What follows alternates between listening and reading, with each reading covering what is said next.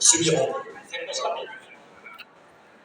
Alors, pour la première question, le prélèvement vaginal, en effet, il est fait en amont de toutes les prises en charge de FIV actuellement. C'est extrêmement important, et de la même manière que côté la bouche, j'ai de plus en plus tendance à demander l'HPV du sperme à cause du problème de la fragmentation.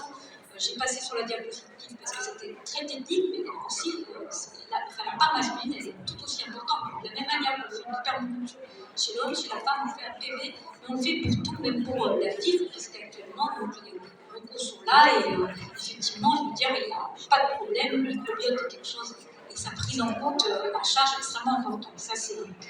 Deuxièmement, la place de l'hystéroscopie avec biopsie endométriale à la recherche de l'endométrite. Ça, par contre, nous, dans le centre, on n'a pas l'habitude de la faire préalablement à la prise en charge de l'infertilité. On les fait que quand inexpliqué. On les fait que quand on passe en prise en charge en FIV ou plus systématiquement après un bilan de non-implantation, ce qu'on appelle le bilan de non-implantation. C'est-à-dire qu'en termes de fréquence, la plupart des centres français et internationaux fonctionnent comme ça. Les recommandations, c'est de faire un bilan de non-implantation avec une hystéroscopie, une biopsie endométriale et recherche d'endométrite avec notamment les anticorps CD138.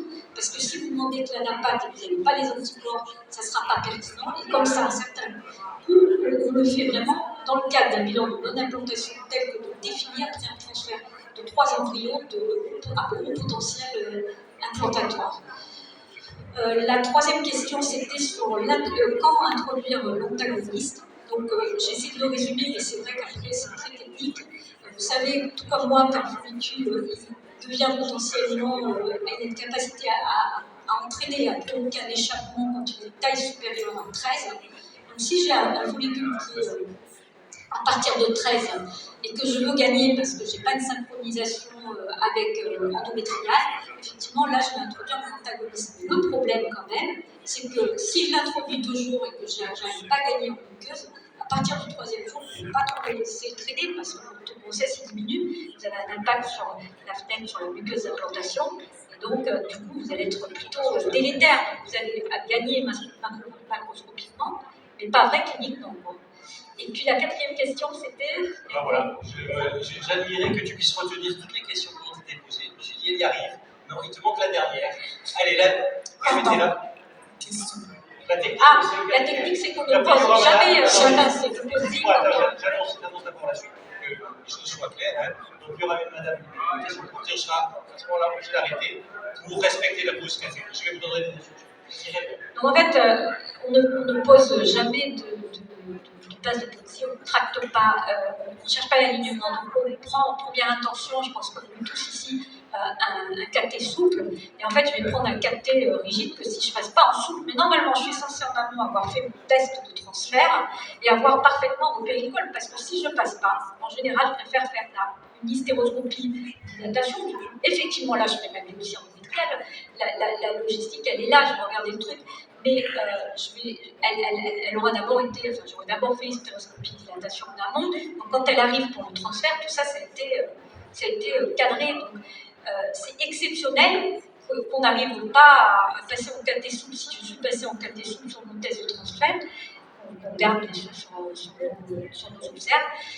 Après, voilà, par exemple, à la question, c'est est-ce qu'on les fait sous écho ou pas pendant des années, et M. Edouard me dira, on ne faisait aucun transfert, même pas d'embryon, sous écho. C'est la jeune génération qui est hyper branchée écho, qui regarde la muqueuse qu'on a regardé après. Moi, j'ai appris à transférer, à inséminer sans écho. Alors, je pense que ça peut avoir, vous savez quoi, quand vous avez par exemple un ismocèle, je crois qu'il va y avoir une session sur les ismocèles, ou un risque de faux trajet, effectivement, l'écho, elle peut être pertinente.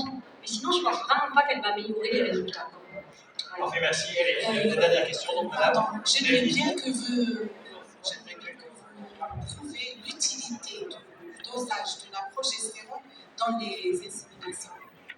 Alors ça, c'est une excellente question. Normalement, en fait... c'est pas l'objet de ton tour d'après ça, sur le soutien mutuel? Si, mais la progestérone avant le déclenchement. Voilà, avant le déclenchement. Avant le déclenchement, c'est pas le donc ça, en fait, c'est extrêmement important, une question, parce que le problème, c'est que je n'ai pas forcément cherché au départ les facteurs de mauvais pronostic qui sont une progestérone élevée sur un bilan de base. Je ne vais pas forcément chercher, sauf dans le cadre des PCO, je ne vais pas faire un bilan androgénique. Donc, j'aurais normalement juste une PG de base. Or, si par exemple, je donne un exemple, et on aurait là aussi une foulitude, un bloc en 21 hydroxylase, et ben en fait, il va être révélé par une progestérone anormalement élevée, alors qu'en fait, j'ai des LH pass. Et là, je vais me dire, je fais attention parce que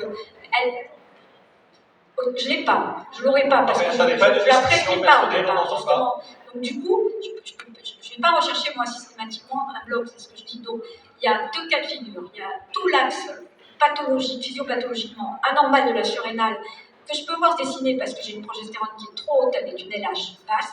Là, je ne vais pas inséminer. Je me dis, il y a un problème, je vais revenir à mon bilan de base, faire un bilan androgénique complet. La deuxième raison, c'est que, comme vous le savez, c'est exactement comme en FIV. Quand vous stimulez votre progestérone, elle peut monter, elle va monter anormalement alors que la patiente, elle n'a pas ovulé.